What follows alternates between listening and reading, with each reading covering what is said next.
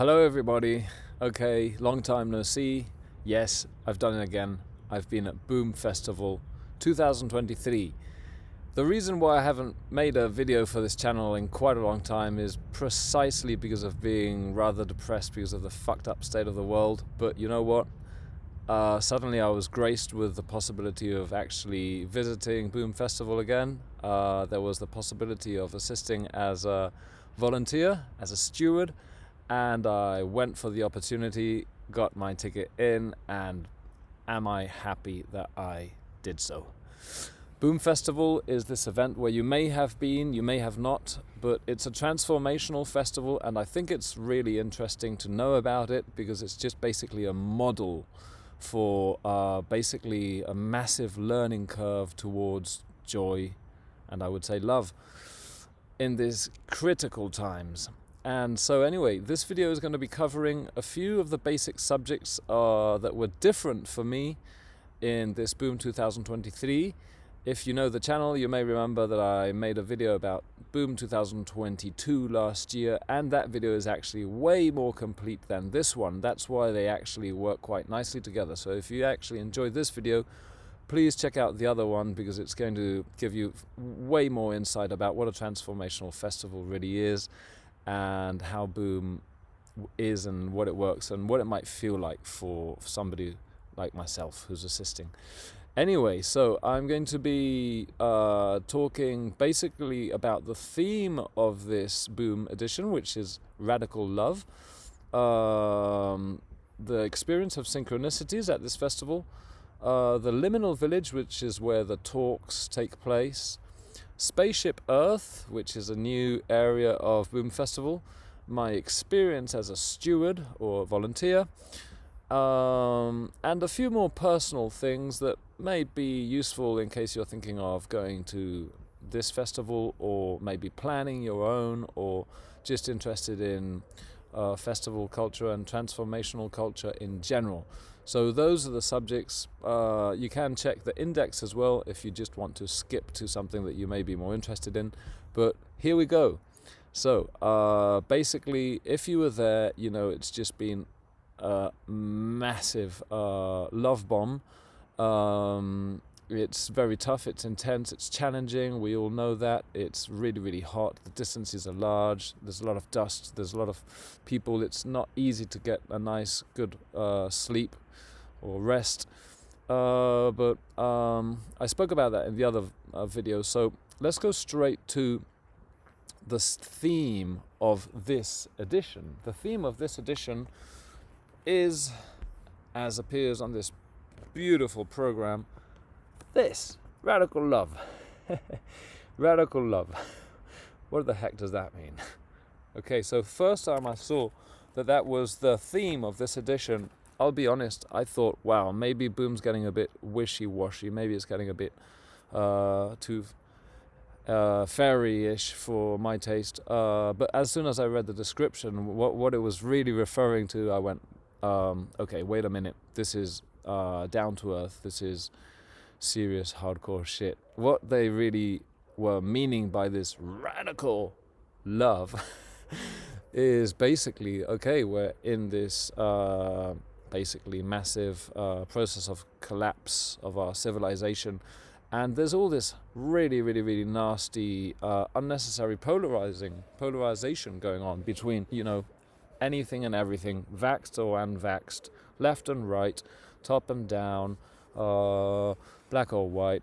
Do you think that climate change is real or not? Do you think it's because of humans or not? And if you're not of my tribe, I hate you. You know, there's all this thing going on, which in just 1 year from 2022 has actually increased. And it's definitely not something that will help any of us, whichever side we're on. So that's what radical love is addressing. It's addressing the fact that there is space, heart chakra here, in between all our discussions and our conflicts and our different positions and attitudes and beliefs. There is this space which holds us together. And that's what this very, very, very brave edition was all about. So, This permeated the themes of the talks, of the workshops, even the decoration. Like, for example, in the dance temple, there was this beautiful, massive heart that they'd be lighting up with all sorts of video mapping and colors, and it was really something to contemplate. And so basically, I think, well, I feel in my own experience, this edition of Boom has probably been one of the most special ever, and it's actually my 7th time at Boomland, so that means something, I believe. Also about intention. What does it mean when 40,000 people come together with a more or less common intention, which is encapsulated in this theme of radical love? I think it means something that makes a difference. I think that's why this Boom edition has actually been very, very special for many of the traditional Boomers, people who've been at Boom different times. And I dare say the comments on the social media of the event can prove this. We've all just had a really, really amazing, beautiful time. So many amazing things have happened. So many magical encounters, synchronicities, friend-making, fun, easygoingness, people helping each other out. I don't want to be overly idealistic because it's Boom Festival, you know, it's intense, it's crazy. There's always things that go wrong, for sure. I mean, fatal accidents. I mean, it's a really, really wild experience, and a lot of things are just not easy, and some things do go wrong. However, wow. Think about all that, just realize all that's happened for us, those that were there. So I wish to commend the Boom Festival team for nurturing this sense of coming together and for stimulating our path towards this experience of expanding our lovingness. For me, it has most definitely worked.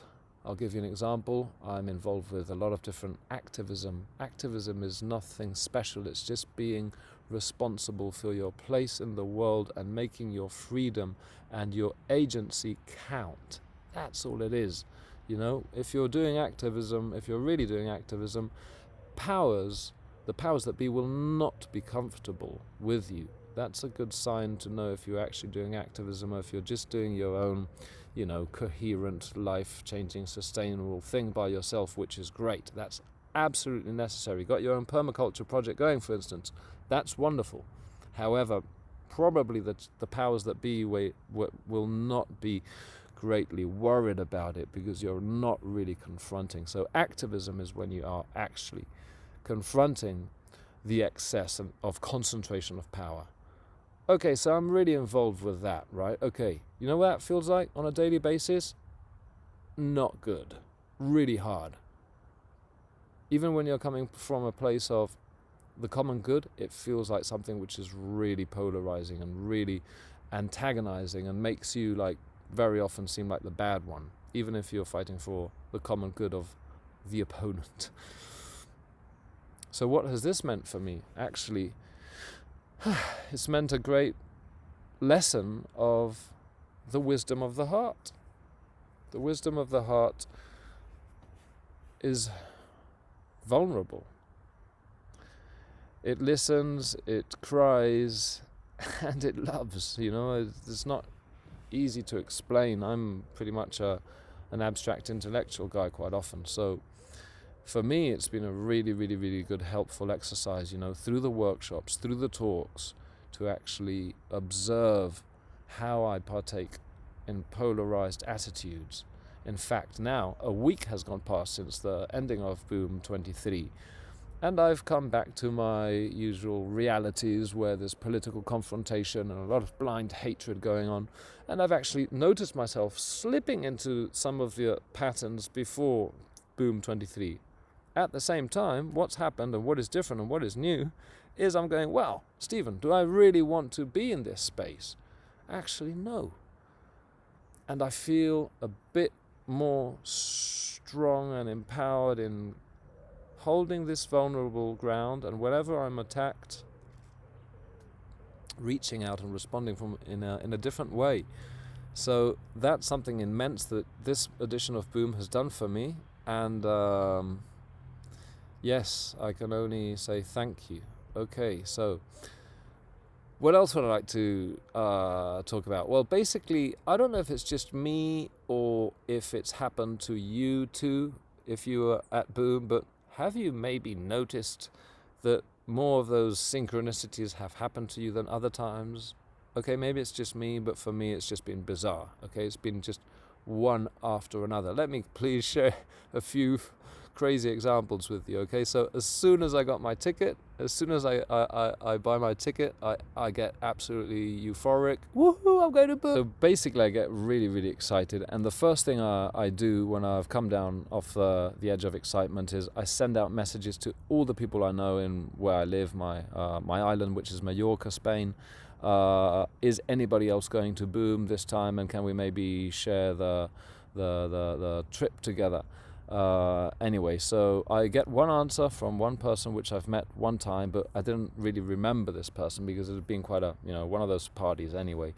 So, but this person says, well, you may remember my boyfriend, and she says his name.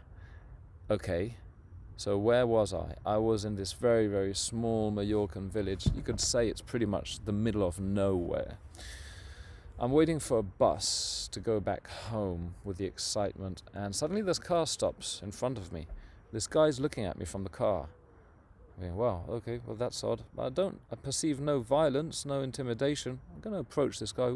Hello, do we know each other? Okay, it was the boyfriend of the girl I'd just been speaking to, and he's saying, Stephen, we're going to Boom. So that's where it all started. Just 1 hour later, I've got this massive, amazing synchronicity of I've already found my Boomer friends. They, funnily enough, live in the village where I'm going to be living on my return from Boom. So is that not crazy? Anyway, carry on with the examples.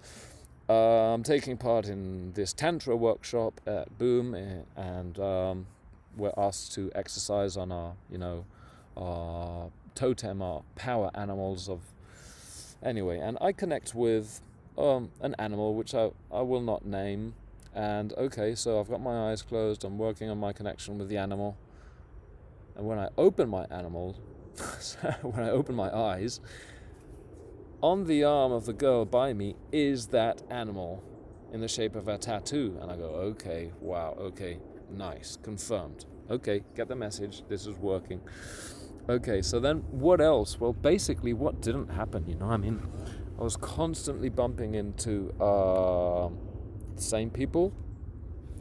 I've re-encountered friends of other Boom editions, other Being editions. I've re-encountered people back from 2012, from the folks I camped with last year that I didn't know before. A friend who we've shared, actually, you know who you are, 3 Boom festivals at this point, and we pretty much re-encountered each other and spent a long time together every single day, which was really cool. And basically it's just been from one to another, as if life was doing this for me. I'd get to the end of my walk and I'd be carried up and picked up for the next section of my experience. And it really has literally been like this. There was one time when I was actually feeling a bit lonely and started feeling a bit sorry for myself. What did I do? I said, I'm going to give myself full fucking freedom to feel this. So I did. I felt lonely. And I've got this word, we've all got our coping mechanisms. One of mine is singing flamenco. Flamenco is often very much about, contacting with pain. And so that's what I did. I contacted with my pain of solitude, and I worked through the emotion. Guess what happened next? I go up to a vendor's shop, and wow, that's such a cool object you're selling, man. Oh, wow, it's so cool, so arty. Wait a minute, don't I know you? Next connection had happened. Why? I believe because I had allowed myself to move through the feeling. So Being in synchronicity is not about denying when shit is happening to you, when you're feeling like shit is happening to you. It's not about denying. It is not about denying. It's not about being disconnected from the way you're actually feeling in your body. That's something that was confirmed to me, because I spent a lovely time with this friend, and then I was back in sync. I met up with my friends from Mallorca, who were the two. I met up with another friend that I met last year, and it was all just magical again. Anyway, so that's just a taste of it, you know what I mean? But it literally has been like, I needed food. Oh, hello, I can't take any more pizza. Do you want some? Really? Well, I was just asking for food. Well, there you go. Here's the pizza. And I mean, I was given food, drink, and other things I won't mention when I needed them, basically. And sometimes I was manifesting, sometimes I was asking for it, sometimes it was a more faint feeling of this would be cool now. And there it was, served to me. This kept happening. This is not something about me. This is not personality based. This is not because of being special. This is simply because of being in a special state of understanding. It's not a personal attribute. It has no merit. It's not something which is good for my ego. And that's where synchronicity works, I think. Anyway, so that's something I wanted to share with you guys. Oh yeah, I also met some lovely people who recognized me from the video that I did of Boom last year. So yeah, that was really, really nice as well. Anyway, so what else? Oh yeah, you know what? All this happened without a phone, because my phone on day 2 pretty much died on me. So yeah, sometimes, as Boom says, as Boom encourages, you need to disconnect to connect. Boy, was that true. Okay, so what else do I want to highlight? Well, Liminal Village. As you know from the last video, Liminal Village for me is the most extraordinary gathering of minds and ideas. It's incredibly well curated. And once again, the talks, the workshops were phenomenal, incredibly stimulating, really far out subjects, but really down to earth. And something I have to say is that, well, I mean, just kudos and thank you to you. Yes, you can blush if you wish. Chiara Baldini, thank you for all these years of amazingly wise curation of the Liminal Village. Chiara Baldini is stepping down from this role at Boom. And anyway, for anyone who was at her talk about counterculture before and now, you will know. When she finished this talk, that was no longer than an hour, we all stood up and clapped and clapped and clapped. Because, wow, you know, I mean, it's not about anybody's ego, but wow, what a job this person has done. And this is what I wish to highlight. Boom, I don't know how you're going to keep the level, you know, it's quite a challenge. You're going to have to really find someone who can do the job, because we're used to Chiara at this point, you know, we're used to these amazing values, we're used to this amazing coherence, and we're used to this high-class, humble, sophisticated, incredible, holistic approach of the talks and the subjects.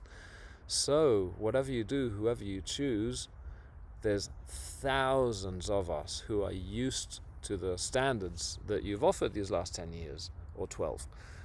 So, just to say, there's going to be a lot of us who are just really hoping for the same. You know, we want climate awareness, we want energy awareness, we want spirituality, consciousness, psychedelic, sustainability, activism, art. And not only do we want these subjects separate, but we want them in the same way. We want them integrated, as I said in the last video.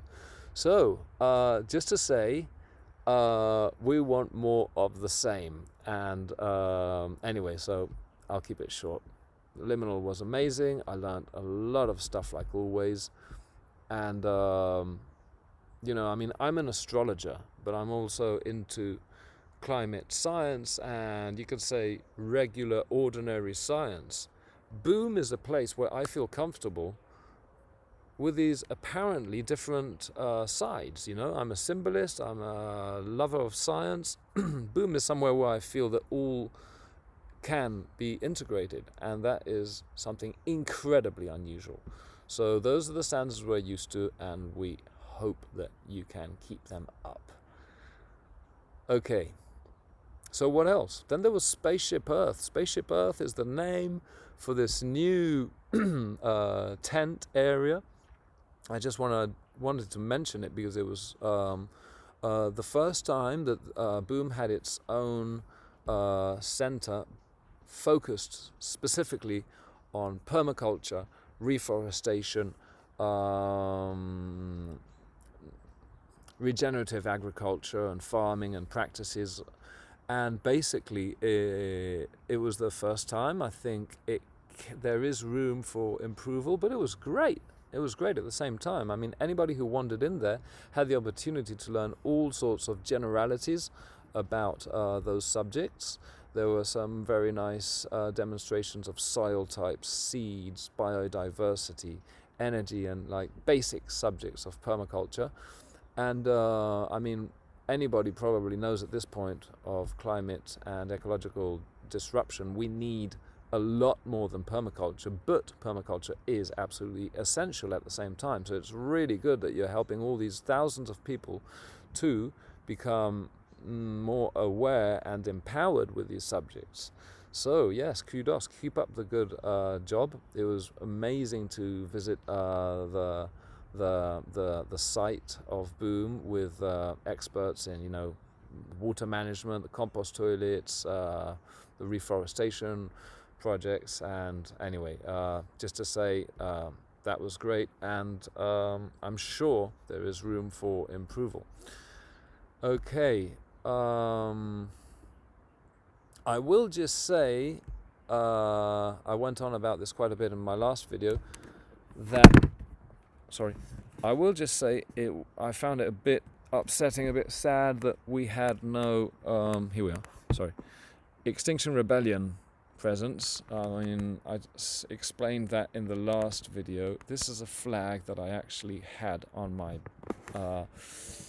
with me almost everywhere I went, and it was a conscious decision despite Boom's policy of no flags. But the thing is, with flags, they usually divide, and this flag is about coming together to challenge a system which is absolutely fucking killing us all and the planet and biodiversity. And so I believe that in carrying this flag around, I'm not going against Boom, but actually just highlighting that there is a lot inside Boom. And that's absolutely part of Boom because it's a co-creative event. It's a gathering of co-creating souls. So this was part of my note, and I stick by it all the way, because Extinction Rebellion is about peace, it's about non-violence, and it's also about courage, love, unity, collective intelligence, and it was even founded by somebody who speaks out for psychedelics. So come on, why is there not a greater bridge yet? Anyway, 2025, maybe then, we hope. Okay, so with that said, what else can I highlight about this extraordinary festival? Well, here comes my experience as a steward. A steward is a Boom volunteer helper.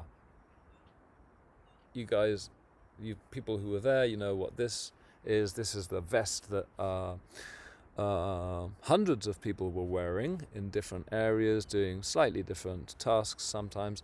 For me, it was a really good experience. I've got to say, it had way more pros than cons, and I very much recommend anybody who loves the festival to do it. Very briefly, being a steward is basically being the eyes and ears of the festival. It is definitely a responsibility. It's not something that can be taken lightly. it's not exactly the same as tripping 4 days running and making yourself useful for 5 minutes. You really actually do need to structure your time according to the timetable that you're given. That's not always appealing, obviously. I mean, I missed out on the inauguration and the closing of Dance Temple. I love the way that Lex Empress does those two speeches. I missed out on a lot of music that I would fucking dance my ass off on. And you definitely miss out on things, but at the same time, there's other advantages to it. So basically, 1, you get a free entry. 2, you get some meals, snacks, and drinks. 3, you get to skip the queues for food and drink. If you've been at Boom, you know how cool that is, like skipping the queues. Okay, you feel special when you skip a queue at Boom. You get to be more time on the site if you can afford to. You can actually be up to about 11 days, I believe, on the site if you're a steward. It's nice to be a part of something that you believe in, and also you have a reserved camping area, which is actually probably safer because, as you know, I mean, Boom is so big. There's room for organized theft. There's room for a lot of things. And it's your gear and material is probably safer at the Steward camp. The Steward camp, by the way, is on fucking slope like that, just like most of the festival. So it's not like you're going to be sleeping on a nice, wonderful bed or anything like that. No fake promises with that. But anyway, you're relatively close. You do have a bit too much collision of noise from you've got the dance temple, alchemy, and the gardens making musical love, but not quite in the best way. And when you want to sleep, it's just not so easy to settle with. But anyway, at least you don't have to walk an hour and a quarter to get to your tent. So, with that said, I do think there is room for improvement. I think stewards deserve more meals. I think if you're a steward, it's maybe because you don't have that much money. It's maybe because you cannot afford the ticket to enter the event. So maybe you need a bit of support. And I mean, you really are the eyes and ears of the festival. You're there to help people, to assist them with their doubts, and you're there to act on their directions, the Boom directions, in the case of many different things: fire, psychedelic, or difficult experiences, lost children, people in difficulty, and it's definitely a responsibility. It takes time, energy, and attention, and it doesn't feel quite right to me that you don't have all meals or snacks for each day of being there. It just doesn't feel quite right to me, even if you can skip the queues. Okay, so that's my point of view on being a steward. Do I recommend it? Yes, I do, absolutely. One more thing I want to highlight about being a steward is that there was training involved on day -1 of the event, and obviously you need training to do this more or less well. And what I found most interesting of the training was, learning to use the walkie-talkie is cool, learning to use a fire extinguisher is also cool, but what I found most relevant is learning how to recognize and deal with people in a psychological crisis, and a few basic tips of how to trip, sit, and help people who are having a difficult time. Obviously, there is cosmic care, which is the section of Boom which takes care of people who are having a bad time on substances, and they are the professional folks, and that's you derive the people having a bad time to them whenever possible. However, you are given some basic instruction on how you might make yourself helpful to people who are having a bad time. To my mind, that instruction is priceless, and it should be given to anyone who assists a psychedelic festival. I think that's something to think about. I mean, you're not going to become a psychiatrist or a therapist, but you don't need to. As long as you have just a few clues, wouldn't that keep us all much more safer? Wouldn't that create a much greater culture of prudence and doing things properly? Because I assisted people having difficult times, two in particular. One was, luckily, it was a story with a happy ending, because I met the person later on after they'd gone through the worst, and that person had come out of the experience, was deeply grateful, and that was a happy ending, a very, very happy ending. But there was also somebody that I helped in a situation. I'll avoid the details, and I do not know what happened with that person, and I was very disturbed by the situation that I was in.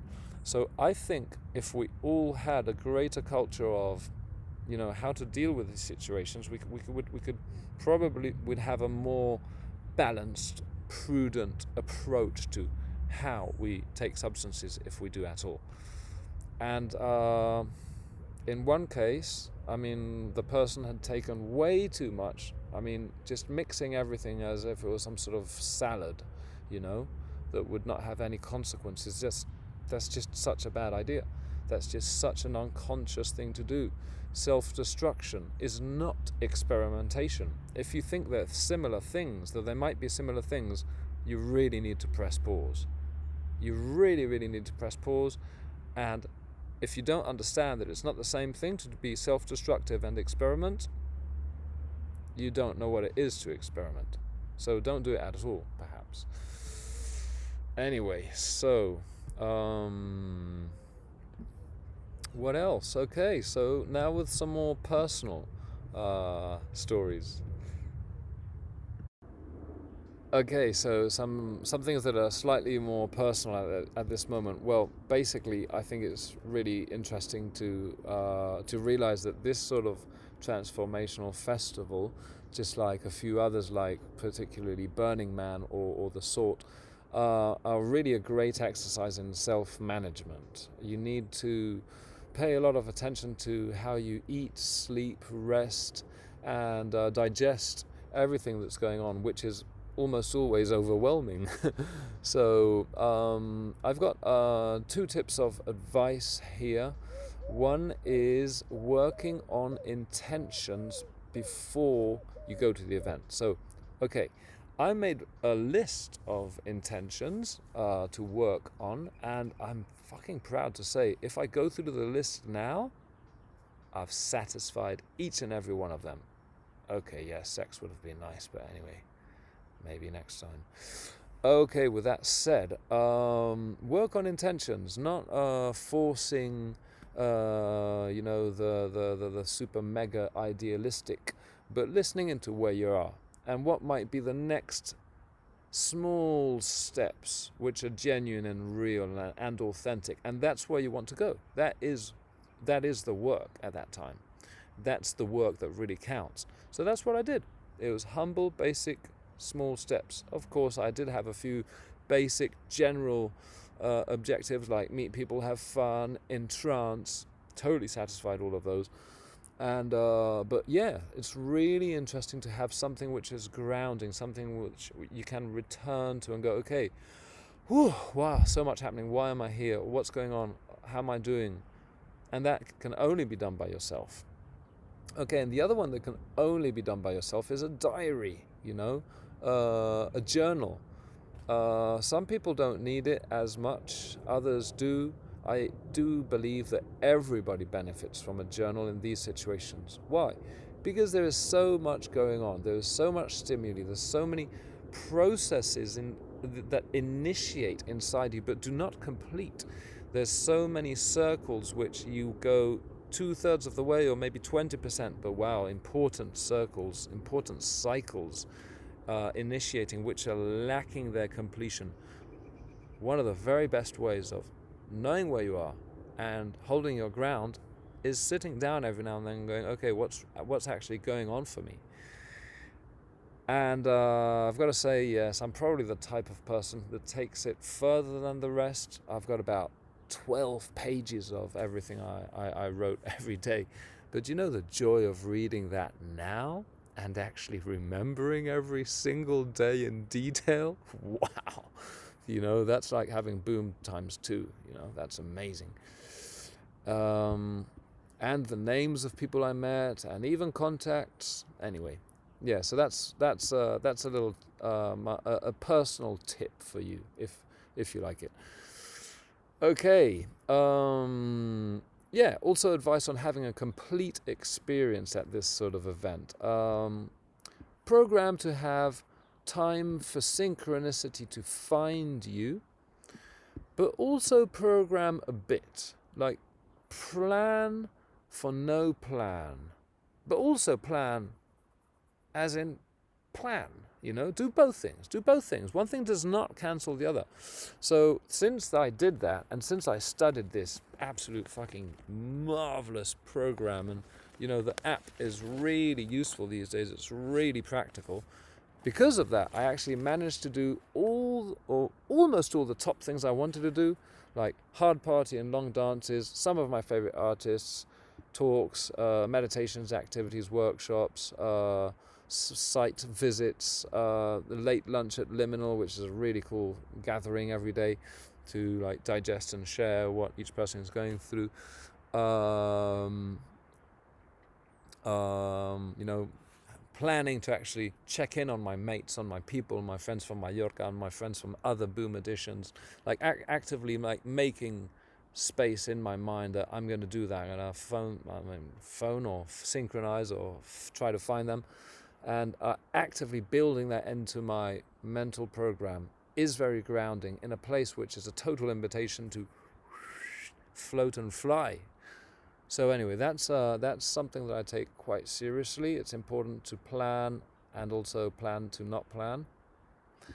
And then there's the pushing your limits thing, but I spoke about that in the other video. In this case, I took nudity one step further. I'd never actually danced very much naked, but this time I did the mud bath.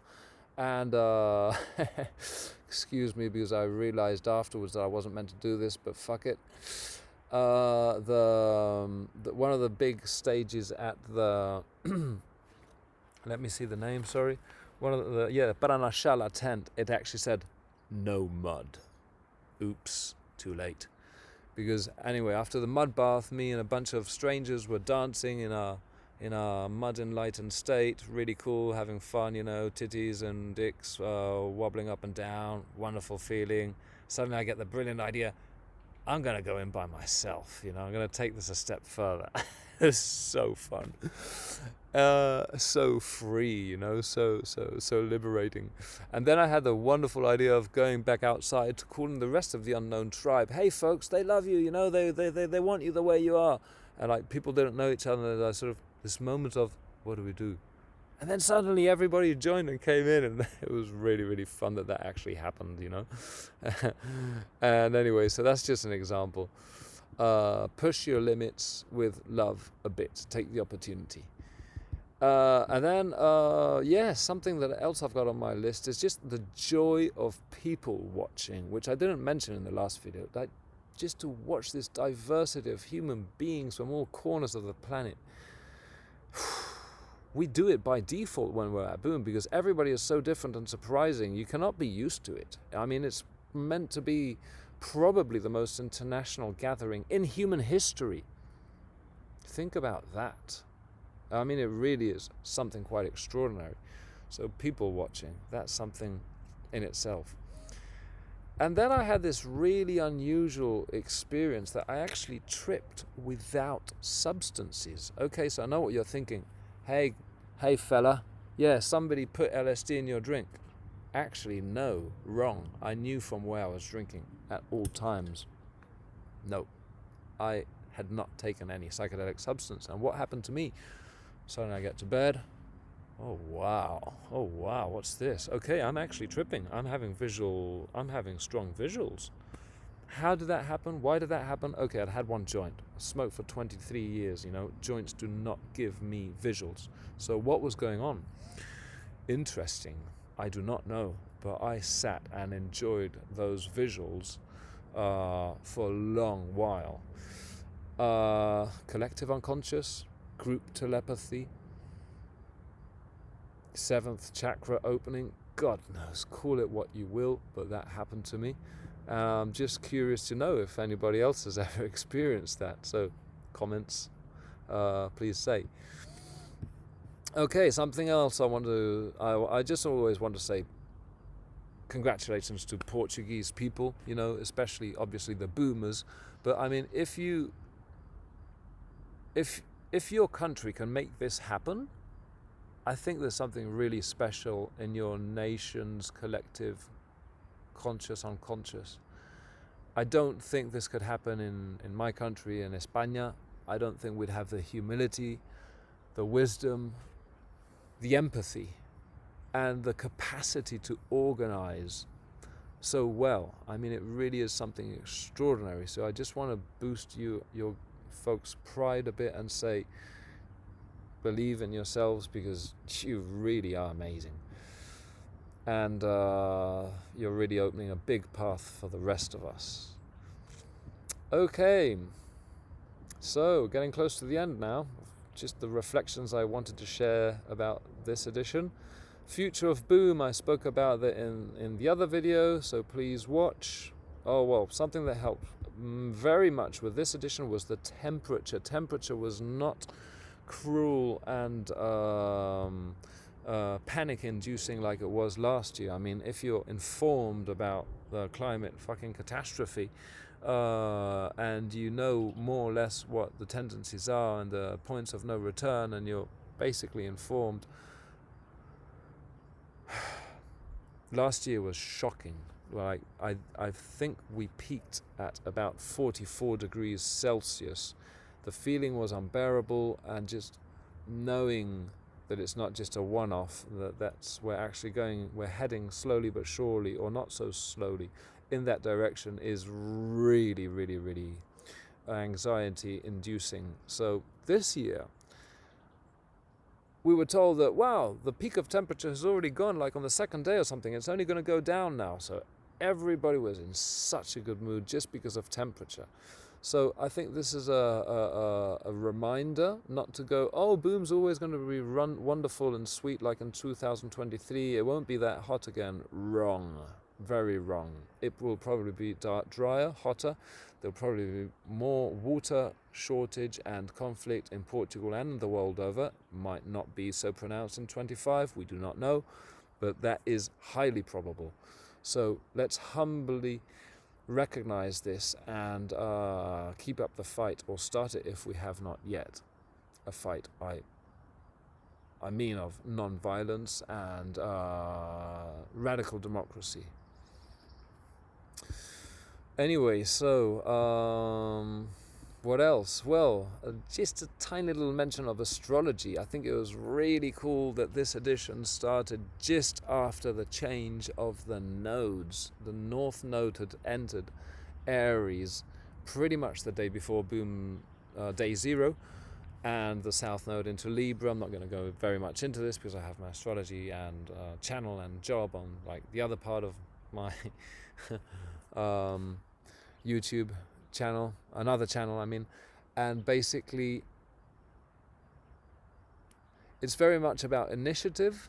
It's very much about developing your Aries side, your direct action. Go for it, take the risk. And personally, I did a lot of things consciously from this point of view, and I think it really worked. So anyway, that's just a little note of that. Maybe you noticed these changes as well. We also came together at the beginning of a new moon, so new moon plus change of the nodes, quite a different energy. So maybe you have fed that intentionally, or you've just experienced it somewhat subconsciously. But anyway, it's just worth noting. Okay, so like always, coming to the end of the video, take Boom home with you. You are Boom. You are this extraordinary gathering. You are this extraordinary potential of co-creation. You can live this, experience this. I find a lot of comments of people saying, see you in 2025. Yes, well, that's beautiful. That's the way we nurture ourselves. We go back to the nest. We feel we belong together somehow at some level, don't we? Probably a lot of us actually do have that feeling. We sort of somehow belong as boomers, whatever that is. Well, it's very nice to have a feeling of nest and belonging, and it's emotionally essential as well. However, we need to be more ambitious. The evolutionary call at now is this moment is far greater. It's not really enough in practical terms that we just feel so nice and comfortable at boom. It has to be, you have to be boom outside of boom too. So here's 3 notes of advice. One is, find the resonant areas and tribes where you can have that type of local support. I'm just saying, in case you haven't got it, that is how you do it. Somebody asked me, okay, you've been at Boom 7 times. How do you do it? How do you take this home? And I go, well, okay, I do have an answer. I do. One is, I find the things that feel like Boom at home. 2, if not, I make them happen. I'll say it again. I started my own festival when I got back from my first Boom. I started a jam session gathering when I got back from my first Boom. If you can't find the Boom environment, make it happen. Basically, it's not about boom, it's about a transformative experience which is personal and collective. Forget about boom. The boom's just a name, okay? That's what it's about. Third thing is, it's nice to remain in contact with the nest. We all need the womb, the nest, the safe place where symbolic mother takes care of us. So that might be boom for you. Fair enough. It is for me. And that's good, So, how to keep boom going? There's so much audiovisual and written material about boom. Just use it. Go back to it, There's going to be so many podcasts from the Liminal Village, so many YouTube videos. There was so much really nice information building up towards the event. Watch it. Enjoy it. Dedicate your time to that. And we'll be keeping that nest nice and warm and safe. So, okay, that's my list of reflections this time. I cannot encapsulate what I felt, with wild, uninhibited dances all over the place, meeting beautiful people, maybe even falling in love a bit, and cannot encapsulate that in a video. It's not my intention either. So I'd like to end with just a few questions for you. Well, first of all, thank you for watching. Hope you found it of interest. And, well, were you there? Would you like to be at the next edition? Would you like to take part in something similar? What did you enjoy the most? And what do you think about transformational festivals? Where are they going? How can we help them evolve? How can they get better and more frequent? And maybe I'd like to finish with a real ending. It would be something that I was reminded of at the Steward training, which is something related to the heart, something related to radical love. It's basically this. You can check out the sources if you wish. Remember this name, Heart Math Institute. No guru, no religion. It's just something worth checking out. Heart Math Institute. Okay. Just remember this. When you breathe in,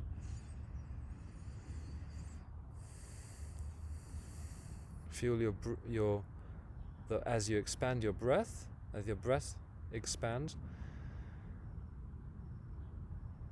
your heart expands as well. When your breath contracts, your heart contracts as well. Repeat, repeat, repeat. That's it. Okay. Thank you, folks. Much love. All the best.